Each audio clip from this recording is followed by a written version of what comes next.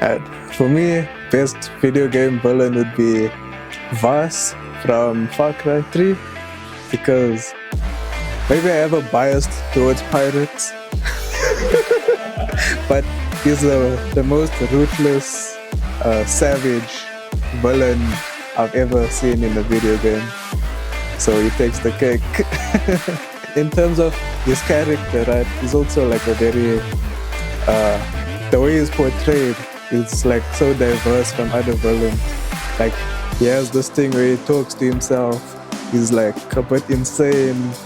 I think, all that personality traits contribute to what makes him a really good villain. What is the best villain in games that I've played, right? Villain that leaves an impression. I'd answer from recent memory and say it's Lilith from Diablo 4.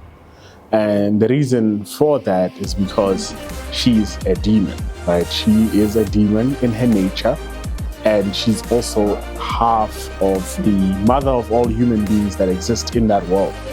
So when she's near human beings, their demonic essence or their demonic sides comes to the surface, and it becomes more active, so they're more likely to do bad things, right? But she really loves her kids, or her children, as she'd call it. So then she wants them to be the best of themselves, and she wants them to give them a lot of power, so that they're able to defend themselves from the forces that want to destroy them, which are angels, and the forces that want to subjugate them, which are demons. So she's a demon, but she's not even on the side of demons, and she's not on the side of angels as well. So when you play the game, in the entire game, she's trying to increase her power so that she can stop the devils that are really close to subjugating human beings. But because your character gets into the fray of things and sees this demon that is making people do bad things, your character thinks, I need to stop this person, right? And at the end of the journey, she tells you, like, you know how ignorant you are. You know what you are stopping. I'm essentially trying to protect you, and you're saying no. It's like you're slapping me away. But the danger that you're keeping me from, protecting you from, is nothing that you are able to stop. And your character is still oblivious to it, to a certain point of view.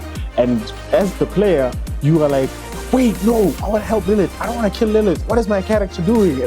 So I feel like when you get to that point where you've seen someone as an antagonist, but at the end you're like, wait, can I take back my choices? Can I help you?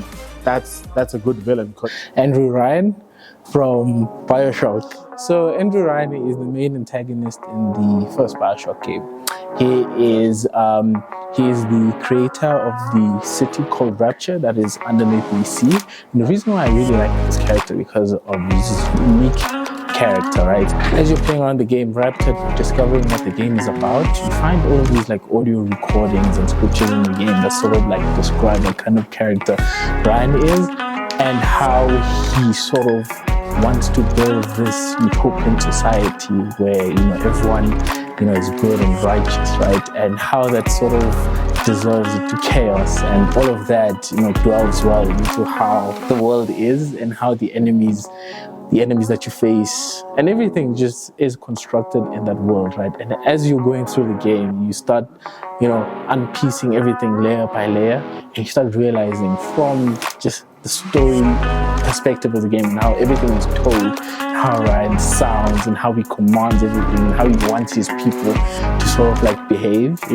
That initial idea of his sends him down into a path of downright arrogance and self-righteousness, and it's interesting to see how that builds the world he lives in, right? And as you're playing, you sort of like unpiece it, view the audio logs and all of that, and I really enjoyed it because the way the story was told and how I engaged with what was told versus what I've seen just makes him a very compelling villain. The boss is Yazamat from Final Fantasy XII. I think it's how you pronounce it. It's Yazamat. And it's a gigantic dragon.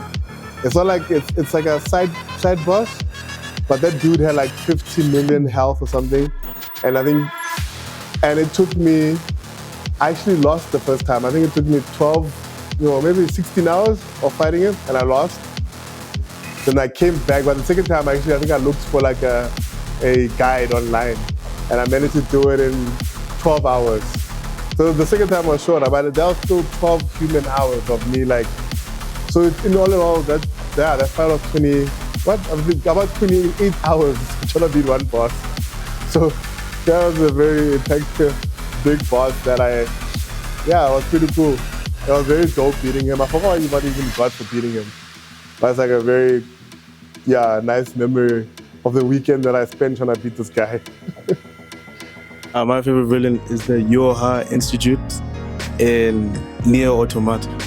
And what's cool about them is that they're hiding a lie because it's in the far future and you get to play as an android who's believing that there are humans up in the moon, because the backstory is that there were machines, there were aliens, and there were humans, and they fought against each other in this endless war. And then after the Earth was ruined, some humans went up to space, and in that space they created androids to keep going the fight. And what's interesting about this villain is that what really happened is that the twist is that humans died a long time ago, and also the aliens have died a long time ago.